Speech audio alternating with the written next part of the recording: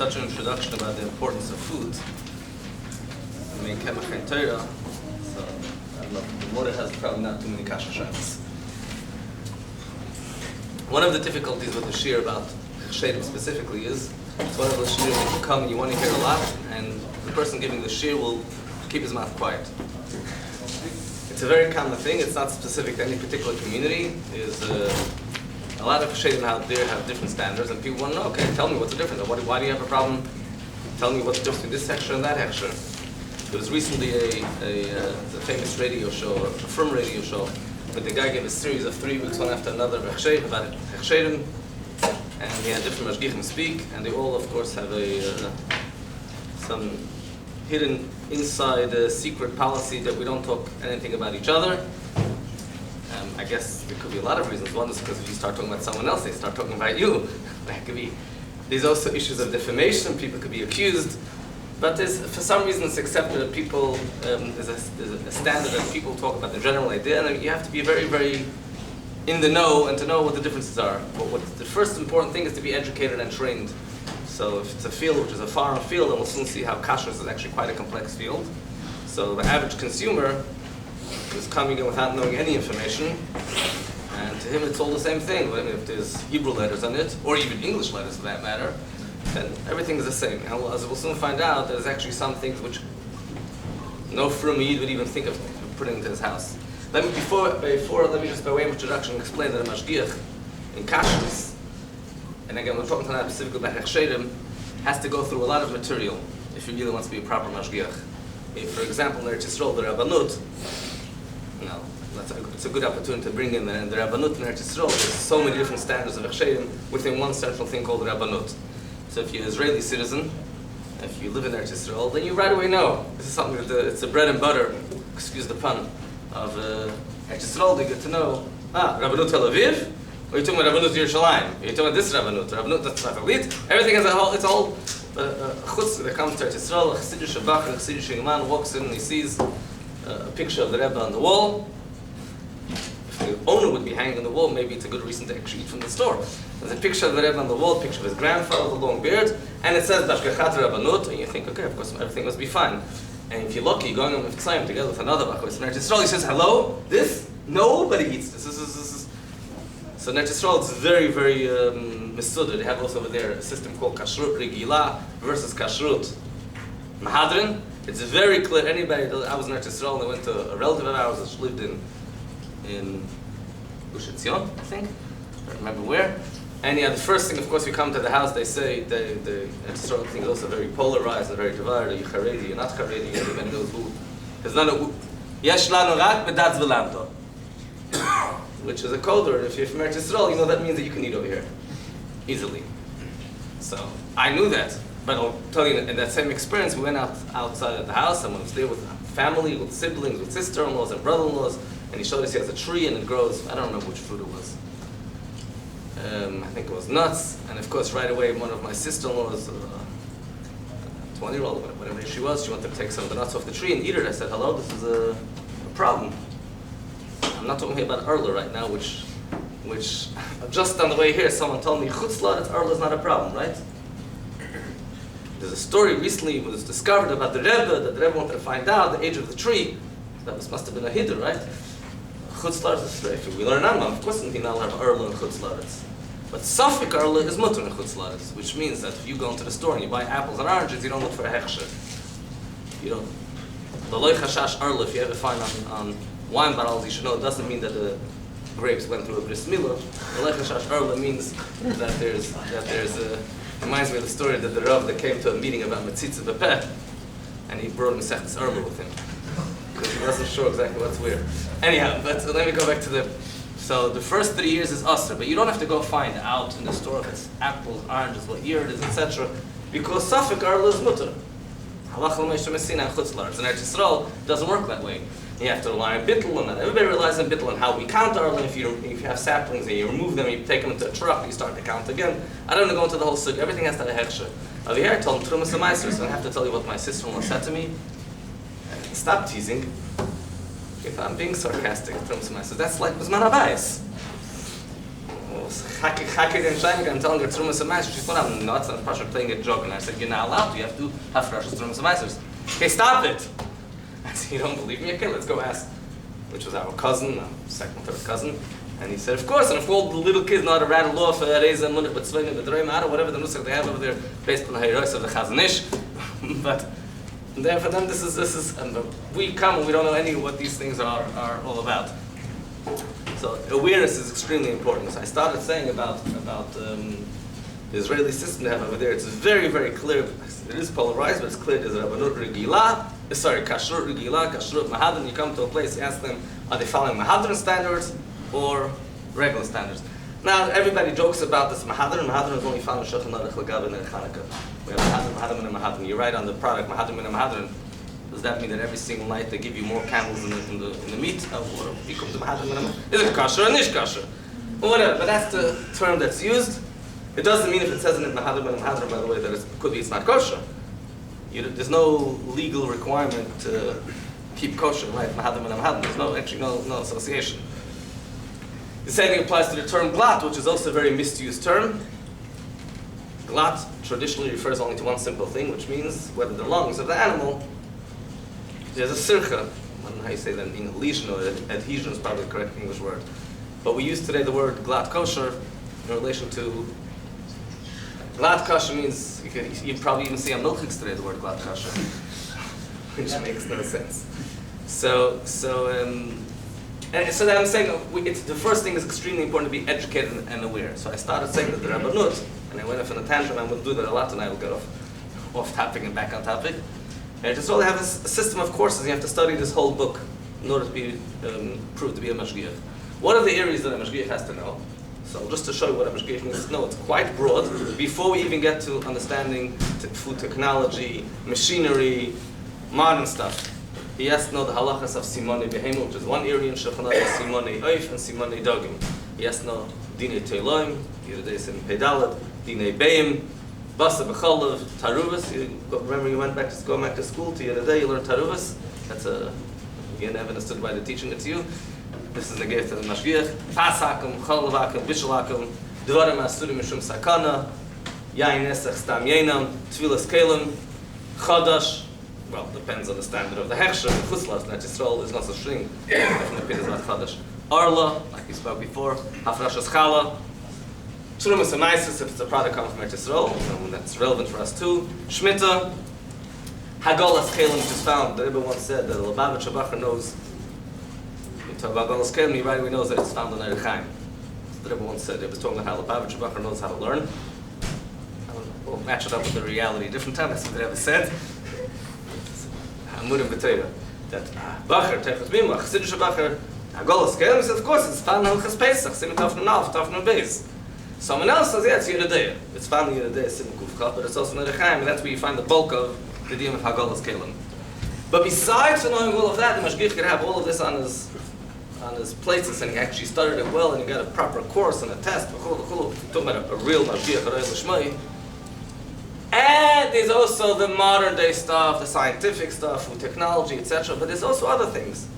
You come to a hotel on Shabbos, you have to know the halachas of Shehiyah, Chazara, Hatmah, Amidul and Achri. What do you think happens in a hotel? The Yid is doing everything over there? So it's a whole range of stuff, and the guy walks in there, this mashgiach who has the job likely because he couldn't find another job, possibly, and he's there, and he can hardly manage. So there's a lot of stuff. And then if you're talking about specialized hashgachas for matzahs, there's a whole section about that. It's for sroigim, there's a whole other area about that. It's very specialized in Yom of kashrus. Now let's go back to the root of this idea. What does this mean that you have a battle? Oh, so it's an OU on it, most likely, I don't know. Does it have an OU? Anybody know? Yeah, there you go. So, I was listening to Plant talking to them about a hechsher. They had no idea what a hechsher means. They were totally out of a different planet. And so I told them how almost every product, if you want to sell it, not only for religious people look for that symbol. They know it's a symbol of cleanliness. I told them they gave me water from a water barrel. I said, I don't know, but I'm guessing it probably has a kosher symbol on it. I said, but the reason I didn't check before if it has a kosher symbol because it doesn't need a kosher symbol because it's plain water. But it most likely has a kosher stem. We found the OU in it, and I told them the reason why they put the OU in this is simply because more people buy it that way. So I tried to explain to them why kashrus is an advantage. So, what's pshat in this OU? Where does it say in Shulchan Aruch that the product needs to have an OU? Dinei OU u'boich chav zayin sifim. Where does it say that it has to have a hechsher? What's that based on? What's the nemonis of mashgiach? In halacha we have a concept called nemonis. You trust a person, you don't trust a person. The Gemara tells us, Eid echanemi b'yisurim, we trust one witness when it comes to matters of Isra and Heter, if it's permissible or not permissible. And Rashi tells us, in a few places, how do we know Eid echanemi b'yisurim? Shemaisim b'chol yoim, maisim b'chol yoim is this is a regular occurrence, day-to-day occurrence. When it comes to shchita, nikur, all these things we trust. A guy come to a guy's house, he said, and he serves you food and everything's okay. So that's how we know the idea of Eid echanemi b'yisurim. You walk into a person's house, you're not mechuyev al pi din to go start asking questions. 1 second, how far did you go with the nikkur? Did you go to tell you Beis or tell you Gimel? What's your nikkur policy?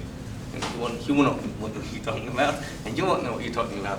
But Eid echanemi b'yisurim, do you cook it? Did you cook it? Did a guy cook it? Unless somebody is extremely OCD, they might do that. But halacha is Eid echanemi b'yisurim. You trust your wife, right? All those questions in halacha where you do trust a woman, when you don't.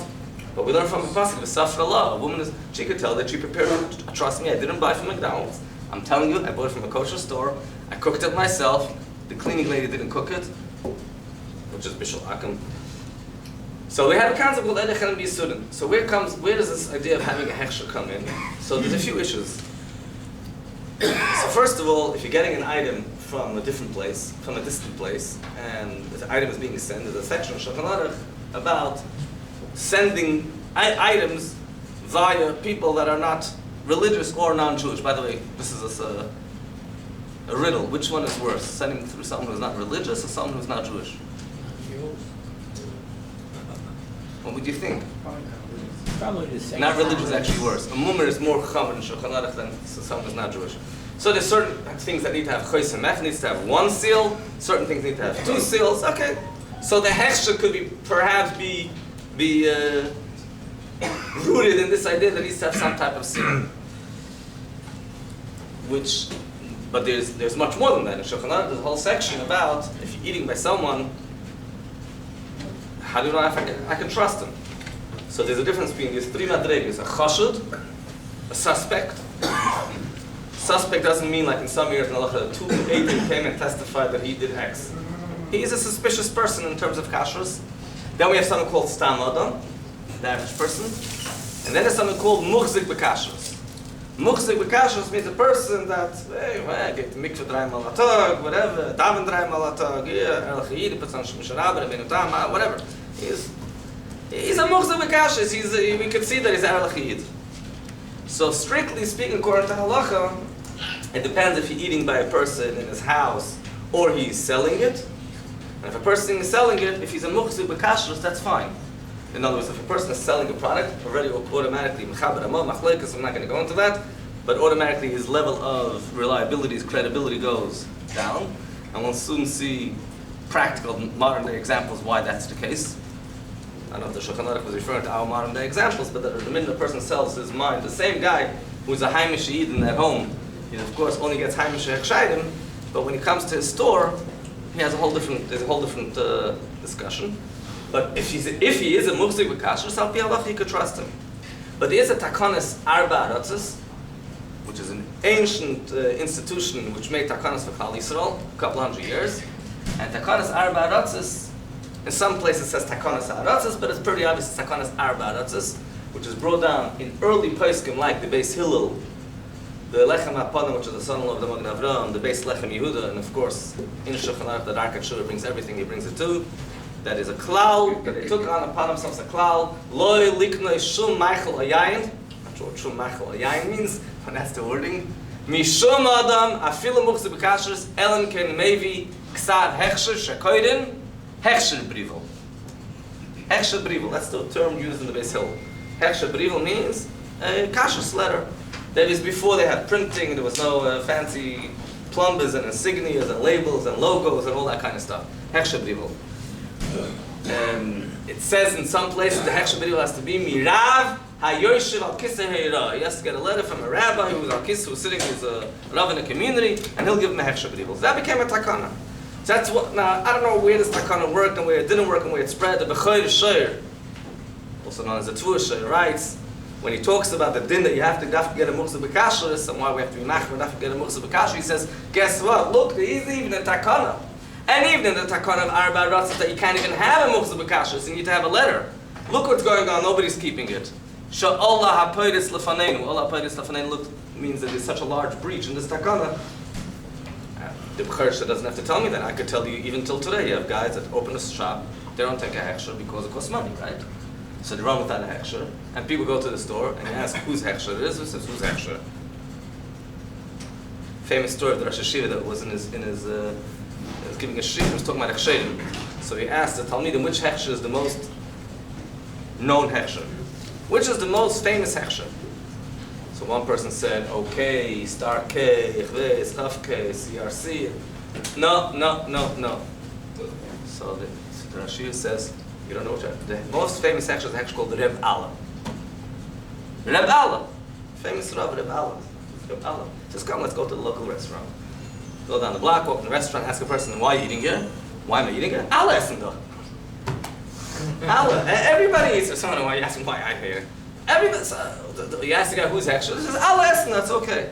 I'll share with you a personal story. I once went to a store, it's not in Crown Heights, so nothing that I say is about anyone that you would know. All names and details have been changed to protect privacy. I went to a store and asked him to give me a hechsher. He was considering getting, he had no hechsher. Guys, go there. Lubavitcher, not Lubavitcher, Frumi, not Frumi, anyway, it doesn't make a difference, it's Frum or not Frum. They're Jewish, they have to keep kosher too. Rabbi Yosef tells me he remembers in the early years in Montreal, one of these Chassidish shchitas said, it's for the Lubavitchers, we don't have to be so makbid, it's unsere Yidden. We could do a lower standard. Some people have this attitude, it's unsere Menschen, nicht unsere. But we believe, of course, every Yid needs to keep kosher. And there's all types of Yidden go to this place. I come inside, and I go have a look, there's a place where they fry eggs. I said, what do you do about bishul akum? So the guy in the store is frumming the man, a bird and paste. I was like, bishul akum and eggs. Bishul akum and eggs? This must be some new chumrah, new age chumrah that was developed on Tez Zayin Cheshvan, whatever day that was there. Bishul akum and eggs. Okay, I said, yeah, bishul akum. And never mind that there's two partners. One partner told me they'd leave the fire on the whole day. That's what he was telling me. That's the procedure. But when I asked the second partner, he says, "Whoa, you turn it off. Of course, you can't leave it on the fire." I asked him. They weren't in the presence of each other when I spoke to them. So the second partner, I said, what do you do with the fire? Leave it on all day? He says, no, it'll ruin the burner. I can't leave it on all day. So what do you do about bishul akum? Bishul akum on eggs? So one guy lied, and the other guy. Then we were talking about checking for bugs. So we discussed kale. You have kale? Yeah, kale. Kale? So what do you do about insects? Kale, bugs, not lettuce. Anybody who knows anything about kashrus knows that kale is way more serious than lettuce. And there's so many kashrus agencies that wouldn't even allow kale into, some of you don't know what kale is, they wouldn't allow kale into their store. It gets better, by the way. I go, this is a frum chassidische man. I ask him, he tells me, but that one of the partners told me they're thinking of making cookies. So what do you do about a fresh challah? It's cookies, he says, Rabbi, it's not challah. That was, in the end he didn't want to have a hechsher because I started talking about the entertainment over there, so never mind, I became too frums, I didn't want to have Gershon music, so that was that. And Baruch Hashem, he has a hechsher today, and everything's fine. Well, I imagine he has a hechsher, Mr. Bishul Akim's taking care of and all of that. So, and I told you this as an illustration of a person officially in Muchzeh B'Kashrus, right? And this is not complicated food technology, it's just a restaurant. It's not, there's no major amount of food technology that goes into that. So the B'choyer Shayr we started mentioning says that already in their days there was a takana, and there was such a large breach in this takana that not everybody kept the takana, and they had stores that operated without a hechsher. The Shiloh became, a couple hundred years ago, a bit less, probably more like 150 years ago, there was a big issue about esrogim, kashrus and esrogim.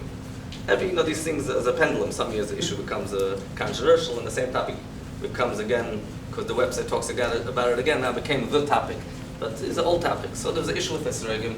Esrogim come from Greece, from Yavan.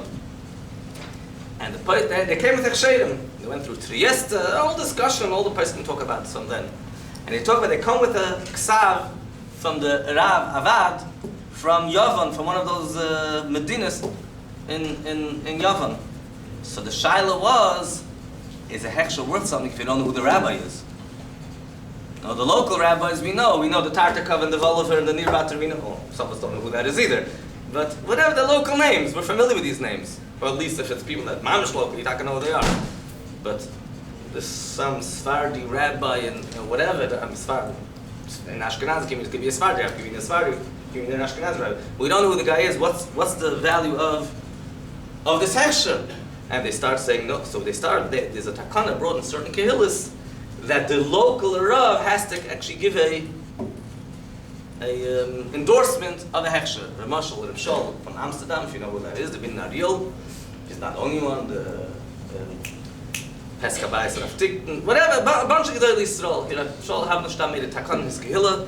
Anybody hechsher comes from outside, the Avad, the Av Beis Din in the city has to make a endorsement. And we have the takana sakila that he did in the Divrei Habris, the contract with the kehillah about how the hechsher should run. Rabbi Yosef writes, the famous Shuvah, he gave a hechsher for Mashka on Pesach, and he writes, they fooled me. A whole arma, a whole dreidel, we talk about kasher scandals today. Kivega describes the kasher scandal that was done to him. And the place come out, well, if they fooled him, well, what do we do then? Can we trust kashrus altogether?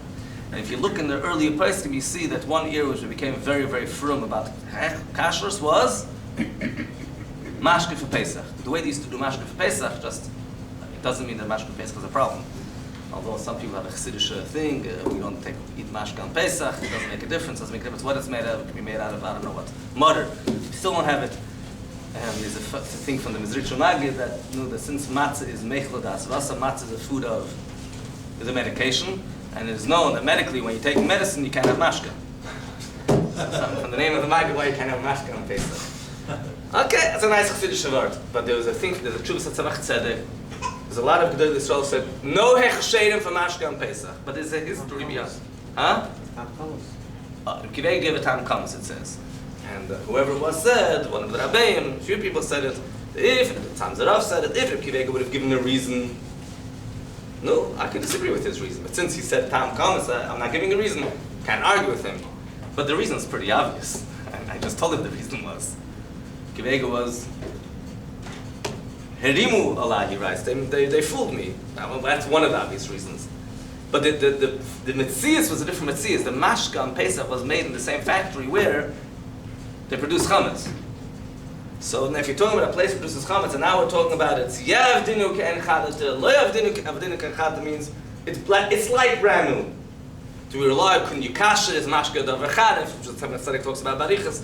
That's a whole. By the way, this word from the Tzemach Tzedek, there's actually a tshuva of the Tzemach Tzedek that talks about hagoyin of kiva eger neriyor kasav. You can't have mashka and Pesach.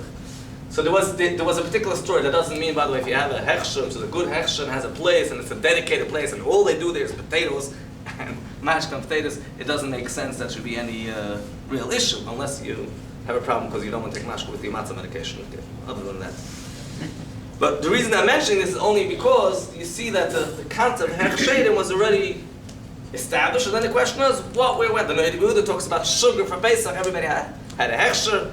Hechsherim, you have to know, that's already the early stages of this kashrus thing. The question became, and there was one famous machlokes where a guy was caught selling treif, but now he says, okay, I'm doing tshuva. Okay, so we don't trust him, fine. So we'll have a mashgiach, we'll have chesamis, and we'll have a whole system in place. Can we put up a system in place once a guy was caught with a scandal? The shoyla meshuv has a tshuva, lembrigadav. And he says, what do you mean? If the guy's not making any more money because of treif and kasher, and we have a system, and there's a chosem, and there's this, and there's that, everything's in place, what could be the problem? So this guy's not, the katzer, the butcher is not reliable. But my system is a reliable system. And the butcher does have ein l'shum negiah b'ashchita, he's not allowed to touch it, what could be the problem? And he passes it's okay. And the Beis Shleim, which is another famous Paisik, disagrees with the Shoyla Meshuv. And he says, no, once a guy was caught once, can't give him a hechsher. And the Shoyla Meshuv that said that you could must have been a shas hatchak over there, must have been a pressing need to have meat for the community. So a lot of times there's also a lot of judgment calls that we have to make. Okay, the guy did something wrong once. What's considered wrong? What's a violation? What's considered wrong? Can we give him a hechsher in the future? Can we just give him a knas? But the establishment of the idea of having a hechsher definitely has a lot of yisoidus and poskim. Particularly for us as chassidim, we have a letter of the reliabe, where the reliabe writes, I believe it was to the grandfather Rabashkin, if I'm not mistaken, great-grandfather, who had a company for Wurst, which is like these new hot dogs, frankfurters, whatever, sausages, same idea, that we have a Kabbalah, Takana, Me'admer Azak from the Alter Rebbe, that anybody who's oisik, who deals with meat, someone's trying to convince me it means only a factory for meat, not selling meat. It actually says, b'mechiras basar oy, it actually clearly says, selling meat or producing meat needs to have a mashgiach, the meat needs to always have a mashgiach there. That's something which we have a established takana from the Alter Rebbe, which, that's for us, Chassidic Chabad, but today's day and age, that's basic standards of kashrus, there's acceptable standards amongst the mainstream hechsherim. You're always going to find someone that doesn't follow the acceptable standards and has their own standards, whether more strict or more lenient. But when it comes to meat, the meat industry, there's a takana, and for us it was originally a takana of the Alter Rebbe, but it became now a takana of all the kehillas. What's the nisayon for the guy if he doesn't have a hechsher? It's very simple. There's a lot of hechsherim out there, right? There's more muhudah, less muhudah. In his house, he only gets, what we call the ksav hashuris hechsherim. He gets with the holy letters on it, which doesn't necessarily mean it's more muhudah. Maybe we'll talk about that too. But he gets what's considered good hechsherim. In a store, have some ribbon. In a store, when he has to, how much the volume that he has to order, so if it's, and they sent him the wrong thing, and it's not my fault, it's a supply, so okay, they sent, I'm not going to send it back, it's going to cost me. So he has a major nisayon in front of him to rely on something which is not muhudah, which not muhudah could be not kosher also. Or, let's talk about another example, checking for bugs. So checking for bugs. In my house, of course, the balabusta, she has a light box, and she has a special place, she checks for bugs. Because how much lettuce does she check in the house? One head of lettuce. But now, in the store, he has to check boxes and boxes. Okay, so I'm going to go. Yeah. It looks okay, it's fine. So it's a beseder, no? So it's like I said, hefse merubah. To hire mashgiach is hefse merubah. I'm remembering the story of my grandfather when he came here to America. He used to do gittin a lot. Gittin, agunas, right after the war. Came into America, and he was allowed to do a get on a Friday. And he told the Rav that wanted to be beside the get, and he asked my grandfather to join him. He says, but it's a Friday, we don't do gittin on a Friday. You're not supposed to do gittin on a Friday. So the Rav says, it's a hefse merubah. Weil sie gein zu a zweiten. Translated in English, there's a major loss of it. According to Allah, it can be more lenient when there's a loss because they're going to go to someone else to do the get. So at that stage, my grandfather said, I'm not doing gittin over here in America. He also told me that he was by the Marash Engel, the Rad Mishler Rav, if you know what that is, the Pesach in Galicia, who everybody would have heard the Rad Mishler Rav. And the Rad Mishler Rav was called to do a get by a famous guy. Unfortunately, didn't get the proper respect that he deserves. Particularly Kochtach Stark and Alter Rebbe wrote quite a lot of Svarim and Alter Rebbe Hechsher, if you know who that is. He wrote particularly had a whole sefer on following the Shittas HaGoinim, Motzei Shabbos, Alter Rebbe in the town, not like Alter Rebbe. He wrote another sefer on Alter Rebbe Shemalarich. He was killed in the war. Hechsher had to do a get, and he called the Rad Mishler Rav. My grandfather was a Bacher, he was there. He learned by both of them, and the Mishler Rav came there, and he said, Zug mir, wie lang weißt du schon wegen dem? He was imitating how he said it. How long do you know about this get? About 2 weeks. So why are you telling me now about this? Why didn't you tell me 2 weeks ago? No. The meist matter seiner Eishes ish is a psazoifen arbelaros. You think to go and give a get, which is to take a woman which is an Eishes ish, which is quite a serious issue, and in Yanim of Krisis, Mrs. Beis Din. And now a woman that's an Eishes ish will become permissible to marry anyone. That's just stuff from your sleeve. Commercial. Like I tell people, come to my office and I tell them you want to have a get, I tell them have a machine outside, put in a cord, and the get comes out. Oh, you think it's just like that? So it's not. So this Rav said, yeah, it's a Friday.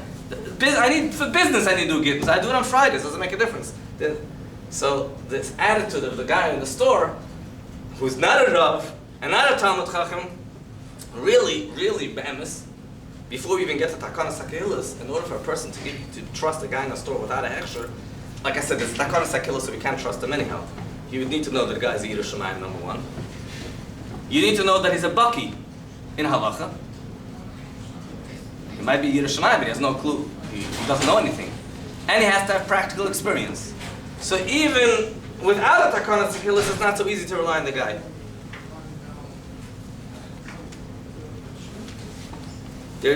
One of the big issues in kashrus specifically is the issue of toiloim, infestation. One of the biggest issues today. And the poskim write strong l'shoinus, and it's one of those issues where people don't understand what they want. I don't know. When I grew up, there was no such thing as bugs. Everybody will tell you. I don't know, you're allowed to eat fruit. All of a sudden, all these rabbis came, you can't have fruits and vegetables. There was a guy that came to us in Sydney with one of the top experts in the area of infestation, Rabbi Moshe Vai. Wrote a bunch of svarim. People say there's a reason why his name is Vai. After you go to his shir, you can't eat anything. So Rabbi Moshe Vai was giving shir in Australia. I wasn't there at the time, I was here in New York. And someone told me, before I came to shir, I said, I'm very machman kashrus, all I eat is fruits and vegetables. Now I came out of shir, I said, no, the only thing I'm not going to eat now is fruits and vegetables. This guy also deals with shalom bayis, so one of the late said, what's shalom bayis? First he gives us a shir infestation, he killed our shalom bayis. He gives us a shir to fix the shalom bayis. But people, I don't know, what's this infestation? Where? It says it's kind of strawberries, it kind of all these things. So, let's put things in the perspective of Torah. You know, there's a Rashi, a Torah's Kohen, and a Medrash, that there was a doctor that had two patients. So one patient, he gave him a whole list of medications he has to take, and the other patient said, no, you're okay, you could go to the beach, you can go on the roller coaster, you can do whatever you want. So the guy said, the white hechsherim we saw says, Pasha, this other guy has no chance to live anymore. So why am I making him crazy? So Chazal tell us, Zois HaChayesher, Toichlu Chayim Loshin Chayim, that if you'll follow the guidelines of Machalas Asuris, you'll live. The Eibusha cares about Klali, so he wants us to live. So he gave us guidelines that we can live both b'gashmis and also b'ruchnis, like the Gemara tells us, that we learn from the pasuk Al Tashaksuem v'nitmeisem bam, that if you eat non-kosher food v'nitmeisem, you become tamei. Chazal say that v'nitmeisem doesn't only mean the person has a ruach hatum on him when he eats non-kosher food. V'nitmeisem elashon v'nitamtem, it stuffs the person's tim mameh b'alev, his mind and heart. In a famous landmark sikha, the Rebbe spoke, it's Mugen, the Rebbe said, people ask why kids are becoming fried today. You ever heard this? On some forum, you ever saw this discussion on a WhatsApp group, yeah? So it's a sikha of the Rebbe. Why today we see so many kids going off the derech? That's a question the Rebbe asked. Mam say. Kids, adults. And the Rebbe says there's two reasons. And the one reason relevant to us, the Rebbe says, because kasher sa'achil ashtir, because people are not being careful about kosher food. Yeah, the Rebbe doesn't say because of abuse, and the Rebbe doesn't say because rabbis are fighting, and doesn't say because people talk lashon hara, and because of websites. I mean, they all could be good reasons, but tell them the reason the Rebbe says. The Rebbe says because of kashrus, and the mitzvah says if you don't eat kosher food, and that's when the Rebbe started mitzvah. This was when the Rebbe launched mitzvah kashrus. This was this sikha. The Rebbe says he's going to give money, $100, I think it was, to anybody that kashrus his kitchen. That was a grant from the Lubavitcher Rebbe. The discussion in poskim is actually in sichas both ways, that even in a case where it's mutter to eat not kosher, it could be that actually causes harm to the person. When Yidden went to Eretz Yisrael, they were allowed to eat kadla de chazir. It says in the pasuk, "Vatim aleim kol tov." You can eat houses full of anything good. When you come to Eretz Yisrael, you have everything there. So the Gemara, you could even eat pig heads, kadla de chazir. It was mutter when they came to Eretz Yisrael right in the beginning. So the Meshech Chachma, who's quoted by the Rebbe, so I'm allowed to quote him, the Meshech Chachma says, the next pasuk after that is, Hisham lecha pentishkach, es Hashem alekecha. And the reason is, yeah, you're allowed to eat pig, but Hisham lecha pentishkach, if you're eating something which is not kosher, even if it was made kosher for you, it causes shikha, causes the person to forget the Eibusha, to forget Torah. And the Rebbe brings a few rayos to the principle, okay, it's not the Rebbe, but Chazay, the Rebbe's whole shaila, when they came into Eretz Yisrael, the nitzes from Shalosh Klips Atmeis became Kedusha, or didn't become Kedusha. I don't want to go into the whole discussion of what happens by a fast Torah, what happens by a get. How does this nitzes thing work? How does Shalosh Klips Atmeis transfer Pekuach Nefesh? But the Rebbe brings rayos that even by Pekuach Nefesh, when the mother, which was pregnant, smelled food on Yom Kippur and she was given to eat food because she couldn't, it's not a word of them of English, and she had a craving, and she couldn't control herself, which according to Allah, he allowed to give her a bit, then the child came out, and he went L'tar B'Srei, went off the path. But she was allowed to eat it. Zog the Rebbe, it doesn't make a difference, but not kosher food has, and the Rebbe says, even if it's not naturally not kosher, it became not kosher because Avodah Zarah was worship with it. In other words, it's not something to do with the substance of the food, it's with the... So, going back to this Taloim thing, it sounds like, I'll take questions later. Taras HaMishpacha, but it's a whole discussion, it's not just Taras HaMishpacha, the Rebbe. You know, I'll go off the topic for 1 second because it's an important thing, but I really want to go back on topic because we have a lot to cover. I'll share with you an amazing story because I think it's good. So you asked the question, I'll Come back. He's never going to come back. I heard a story from an Eid Neman, he knows a guy that his kids were starting to drift off. So he came to the Friedrich Rebbe, I heard with the name and everything. And Friedrich Rebbe asked, did the mother go to a kosher mikveh? So he said, yeah. So Friedrich Rebbe said, they're going to come back. And he translated a Mishnah. The Mishnah says, "Hid boyas es hamita." Mishnah, we know that we heard it before Kaddish and Shul. Avar pri shreglet shrekes betito ava tahirim shemayim akadem. We're not going to explain the simple meaning, but the Friedrich Rebbe is pshat. Mita is the bed, which refers to Taras HaMishpacha, and the mother went into the mikveh before she had relations. Avar pri shreglet means the children. The children are shrekes betito ava. The kids are sinking in mud. Their moms went off path. Tahira, it's okay. It'll be okay. Because the mikveh came first. This child was more matara. Which brings me to the next, back to your question. It's extremely important that it goes to the hechsherim. Yeah, person goes out of town in the summer, yeah, there's a mikveh here, okay, there's a mikveh. There's a mikveh. Who's responsible for the mikveh? We have things that are specialized areas you need to have. In Shulchan Aruch it says you can't buy tefillin b'zudus el min hamumcha. You have to have a professional. You have a tefillin b'zudus person there. There's so many takanas that were made. The person has to have a ksav kabbalah. What do you mean? How do you know? So many halachas go into that. The guy's a moil. Yeah, I'm sure he's a good moil. I'm sure the mikveh is okay. The Gemara says roiv mitzuyin etzel mikveh. Roiv mikvehs are okay. That roiv doesn't exist anymore. So it's not just enough to rely on kasher. It doesn't just mean hechsher, but Allah, like we spoke before, you need to know there's a good hechsher. And the same thing with the mikveh, you need to know that's actually like we said before. The Rebbe said that has a very strong effect. Anyhow, that was back to the Maimon HaMuzgar. So back to the topic of toiloim. Trying to get back on topic.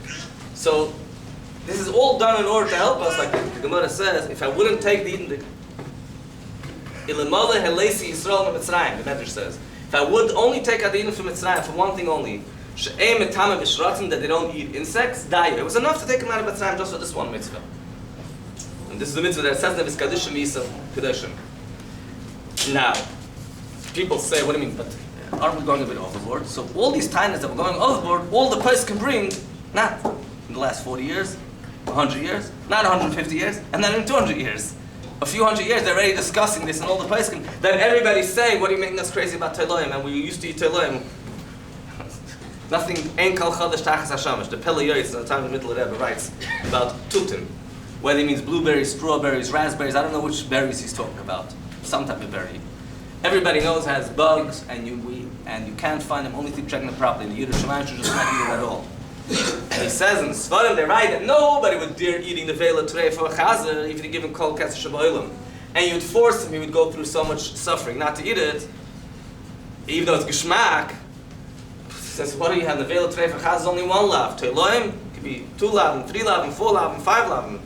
And a person in 1 second, without checking for his bugs, he could be over eat hundreds of Teiloim, they're quite tiny, and have so many lavim. Whatever they want to do the right thing goes on and on and on.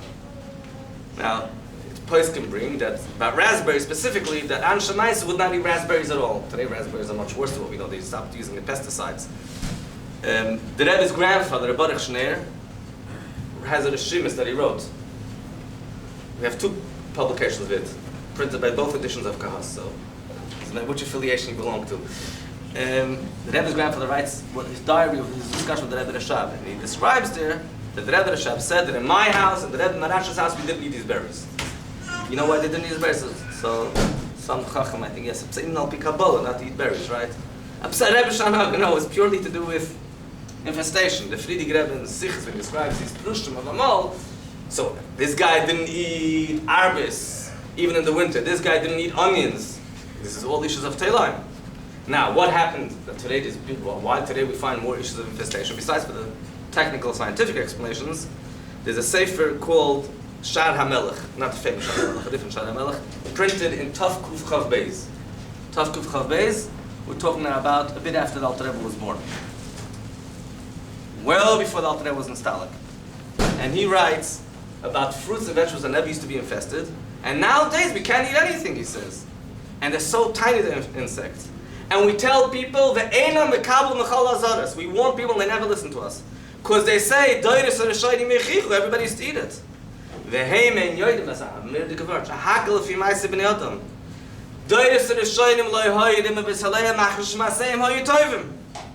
The pre-generations, there were better generations, therefore there were no infestation.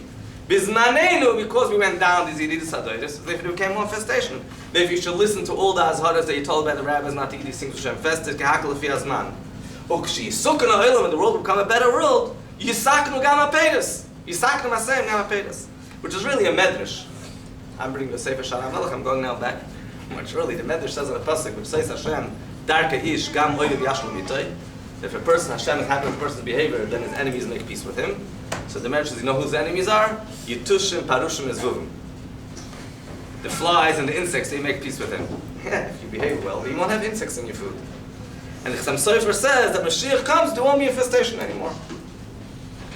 So it seems like it's pretty obvious why today we have so much infestation.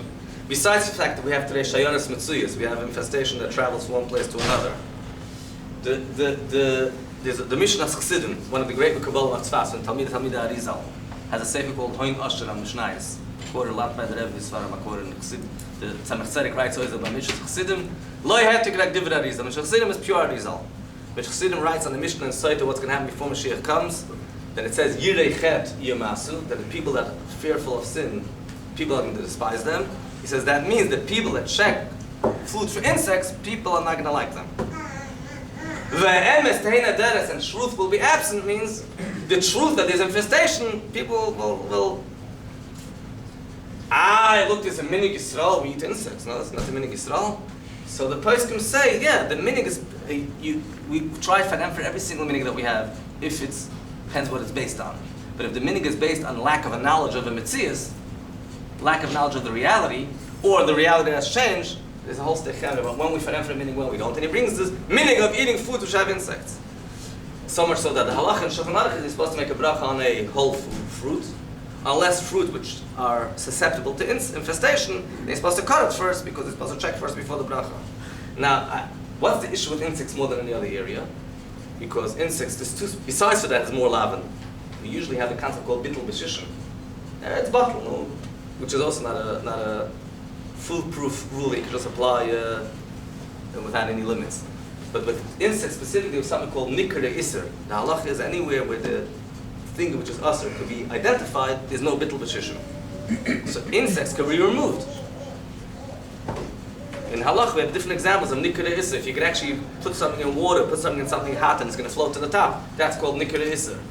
So insects are removable. The second issue with insects, more than any other issue, is that the halach is that a beria, something which is a full creature, never becomes batal afilul, velif, even 1,000 times as much. So you could have chazik become batal, everything can become batal, but your insects are not becoming batal. Now, I do want to say, just to give you the other side, we have to find a limit chus, because some of the Yidden are being nichshel. So there are poskim that came up with a bunch of different limud chus, but every one of those poskim came, including the Tzemach Tzedek, brings some of these limud chus, right? That these limud chus are only kesris b'fnei aperonis v'chashes shal nismach also. It's only to tell the Eibishter, please not to punish Yidden, but the place who came with the famous limud, because a few big limud chus, one of them was a berry is not batal even in 1,000, but in 1,000 it is batal. Or in one place he writes, in 960, he has a whole Torah that 960 times the amount will become batal. And then there's all kind of svaras why a creature is not a barrier, because the bug only becomes us once it starts moving, so it's not metchilas b'riyasai. All these beautiful, nice excuses. I once wrote up a 7-page kuntres of the limud zchus on insects, and then I decided I'm not publishing this anywhere because people are going to start eating insects based on limud. Limud zchus means this is just between me and the Hechsher. So this is an example of an area in kashas which is very specialized. And these courses today, how to check for insects. Not everybody knows how to check insects, especially if you're having a restaurant that has every type of herb under the sun, which you never even heard of half of these herbs, and you don't even use them at home. They have to really check, and they don't know what it's not. We're not talking about microscopic. Microscopic is mutar al pidin. We're talking about something which is not microscopic, but you have to know what you're seeing. So if you look that way, of course you can't see. If you're not looking with proper lighting. And where's the mashgiach, by the way, check for the insects? Where? Usually in the basement of the store, right? And you ever seen the conditions? It's funny, the bigger the establishment is, the smaller the kitchen is. In your home you have a beautiful kitchen, and you have an island, and you have this and that. Go into one of the restaurants, see what their kitchen is like before the health department comes and checks it. So the conditions are not right for looking at the mashgiach. We know they start getting tired also. You start looking at one thing or another. You know what happens when you start looking at a bunch of leaves? You don't even know what you're seeing. So they have new systems, the shmata system. I don't want to go into now specifics. So that's an example of something which we said before, the guy in the store, if the mashgiach is not a trained mashgiach, didn't take a proper course, so the guy doesn't have a mashgiach altogether, or the kashrus agency is not up to scratch, then it could be a problem. That there's many other areas like we mentioned before, but I want to go down to a more general Indian. We have very limited amount of time. How many kashrus agencies do you think we have today in the world? Anybody have an idea? Guess? Over 1,000 that we know of. Now, out of those over 1,000 kashrus agencies, there are those that are recommended, and those, we'll use very nice words, those that are not recommended, and those that are recommended only for some things. Some are not recommended because they're reformed, conservative. Quite a few, they might even have Hebrew letters, but it's a conservative kashrus agency which doesn't rely on kulas. It just doesn't keep certain aspects of Shulchan Aruch. Or in some cases, it's a kashrus agency is officially orthodox, but their standards are such standards which are not accepted in what we call today mainstream orthodoxy. So, for example, there's an organization called ACO. ACO is an association of kashrus organizations. ACO, pronounce whichever way you want. They have about 100 agencies under them. Now they operate by certain guidelines. If you want to be a member of ACO, you have to keep these what's considered basic standards that we all agree on. Say, for example, mashgiach to meet in a meat store, whatever. Now, I'm not saying if somebody is not a member of ACO, that means his kashrus is not reliable. I'm also not saying if somebody is a member of ACO, that means he's actually keeping the conditions of ACO. But they're trying to work with, also not only with regard to kashrus, but also with regard to menstrual issues. People do this shtick, I give the hechsher to the guy. Then one guy drops the hechsher, I'll give the hechsher, all that kind of stuff. Even if it's for money reasons. So there's certain kashrus that everybody knows this is kashrus. I'll say the name of the kashrus, it's not a secret. Everybody in the kashrus rule, it's not a secret. There's a particular hechsher, nothing personal against the Rav that gives the hechsher over there. Mamish, nothing personal against it, but his standards are such that are not accepting the kashrus rule. You want to rely on him, gesundheit, there's a hechsher called Triangle K. Not a secret. Triangle K, it's a hechsher which is starke Talmud Chacham, by the way, wrote Svarim, tremendous Talmud Chacham, more than many other hechsherim, his Yidiyas HaTorah. But his standards are such that are not considered acceptable in the kashrus world. Now, I don't want to be sued for defamation over here, but I'm just saying a fact that his standards are not accepted in the kashrus world. Now, he's reliable and chulitz and pulpulim. So, and in that gufa, there's actually 4 madrigas of kashrus. There's kashrus of a product. Kashrus of a product is probably the easiest type of hechsher.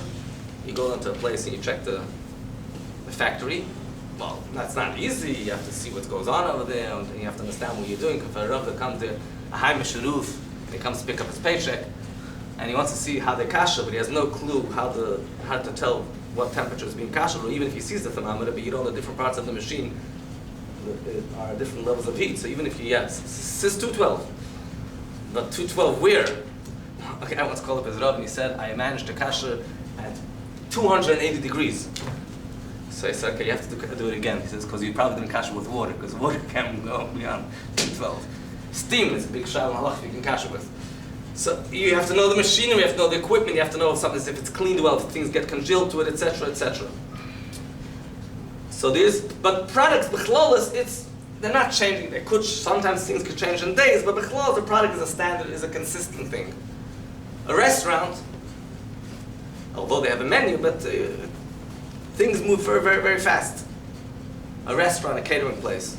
And then it's something called, the third madreg is a hotel. Why is a hotel much more serious? Because a hotel is a place which is not kosher, unless it's a kosher hotel. To begin with, we don't have those things over here in America. Not too many. You take a place which is not kosher, which is run according to certain procedures, and you want to come in one day and make everything kosher. So say you have to kasher everything, which is a hassle. Is it ben yom? Is it not ben yom when they kasher? How do they kasher the day work? Is poigim when they take away the 24 hours? There's something called, some people still remember the generation, you go into the store and you ask, do you sell Monday cheese? You know what Monday cheese means? Monday cheese means cheese that are produced on Monday. That's a hidra. So produced on Monday, that means the company's closed on Shabbos and Sunday, so for sure not a ben yom. So, but that's a small part of the problem. Half of these machines you can't even kasher, but whatever, I'm not going to get into that, it's hard to kasher. The problem is that places runs with a certain system of operation. The goyim they didn't learn kashers overnight. You think all the goyim that work, they learned overnight. They don't have an item. What do? You go to the so-called locked up place, which is, I don't know how locked up it is, and you take out utensils or ingredients from there, because we're missing it in the kitchen.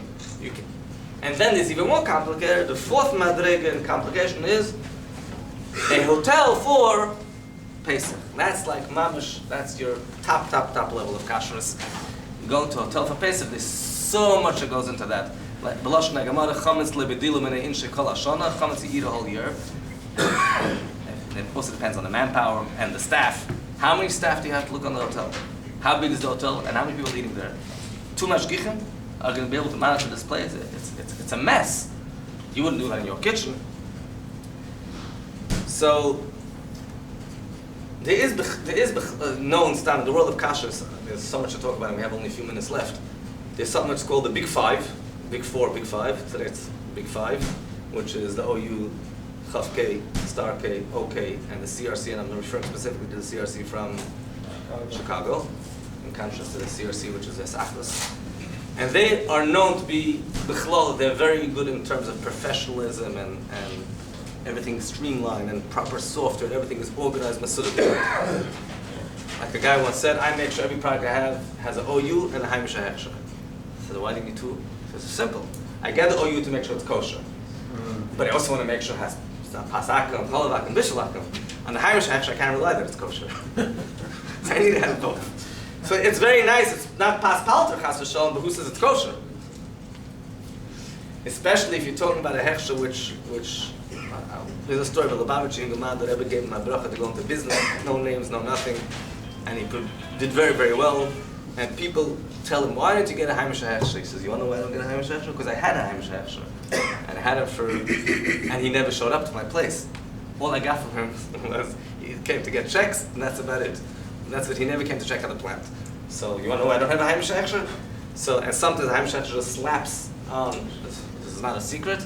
The OU does all the work, and then comes a hechsher, puts a sticker on it, and now it's kosher for hechsher people.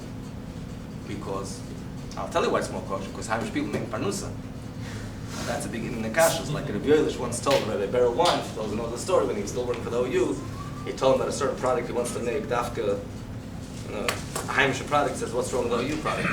Parnusa. I need to have money to support, which is a legitimate issue. So there is certain things that the OU has. Well, I'm using OU as a standard code word for the general mainstream hechsherim. Has what we call kulas. I don't know if kulas is the right word. Have certain standards which other people won't rely on, and you need to know those kind of things. I'll briefly run through some examples of a mamash late over here. How much time you have? 3 minutes left? 3 minutes, yeah. Okay. So, I should go over time? You can go. Yeah. But it should. Maybe it's not. Maybe it's come to us. I'll come after the 3 minutes. So, for example, tuna. Tuna is a big issue. Rabbi Moshe Feinstein and Rabbi Yosef and a you a whole list of people which are considered more of the lenient poskim will tell you can't have the tuna from the mainstream, from some of the mainstream kashrus. Why? Because I'm never my Bishul Yisrael. Everybody calls up and knows that says a tuna Bishul Yisrael. And I said, before you ask about Bishul Yisrael, ask if there's a Mashgiach Tmidi there. Because if there's a Mashgiach Tmidi, it's certainly Bishul Yisrael. Because there's a Mashgiach there. That's that. The Bishul Yisrael is the smallest problem. You don't have to stand there the whole time and light the fire. You only light it once. But Mashgiach Tmidi, because there's a mitzvah to check fish. You can't, and if there's no Mashgiach there, who's checking the fish? You're relying on what? On a guy to do that mitzvah saseh, on the government to do the mitzvah saseh. Then, now there's systems in place, they don't want any swordfish and dolphins and who knows what, and it says in the dolphin free, v'chul. But according to Rabbi Moshe Feinstein, the same Rabbi Moshe that's very lenient about companies, and somebody told me you contradicted yourself. You said that companies could just rely on a company without a hechsher, and here, which now nobody accepts that. And here he says he says, I'm not contradicting myself at all. Tuna is a whole different kettle of fish, excuse the pun. So they rely on leimari and nase, a professional who probably won't do something wrong in his business. They rely on a lot of things, but al pi halach, it could be a serious issues that I say. Some companies rely on, for example, salmon. We don't have to worry that the salmon is not salmon because the color is like salmon. But there's ways how we could do things today and make things look like salmon. Okay, why would they do it? It's very, very unlikely. And who says if it's very unlikely, al pi din you can rely on that? Do we need tefiyas ayin? Do we need simanim? It's a complicated issue in halacha. Then there's the Bishul Akim issue, which is Hatayim for the Bishul Akim, that it's with steam and it's in a company and it's canned and all these Bishul Akim Hatayim. But the big issues, so there are certain lines of the OU, which says in it MTBY, which stands for Mashgiach Tmidi Bishul Yisrael. And that's better than any other Haredish Mashgiach Tmidi, because it's done the proper job. But if that's something which we have a difference. Then there's Bishul Akim differences. Whether potato chips are Bishul Akim, not Bishul Akim, whether Pringles is the issue, how we rely on. He says you should stop and you want to continue after. Okay, so let me just let me give a wrapping up issue, and maybe we'll stop tonight. So there are certain leniencies that are by these called the big five hechsherim, overnight eggs, overnight onions, a bunch of things like that. But b'chlolos, they're really professional hechsherim. You actually really know what they're doing, and everybody calls them up when they have kashaylas when it comes to kashrus. They have something called in the kashrus world grandfather policy. I don't know if you know what that means. Grandfather policy is we did this like this all the time. Sefer will still do that. In this store, we let them get away with it. They have something called backdoor policy. Backdoor policy means I'm not giving the hechsher. I'm giving the hechsher on the store, but the store is getting from him, and he's getting from a different hechsher. So that came through the back door. I don't have to be so machmer. There's all these loopholes on kashrus, but from klali, I think I summarized it pretty much. If you're having two hechsherim in it, a good chassidish hechsher and a mainstream hechsher, they're in good hands. The ikar is we have to be taken machal sasudas properly, and the Eibush will have the discuss of keeping this mitzvah that Rebbe says that brings Gula mitzvah shlema. Amen.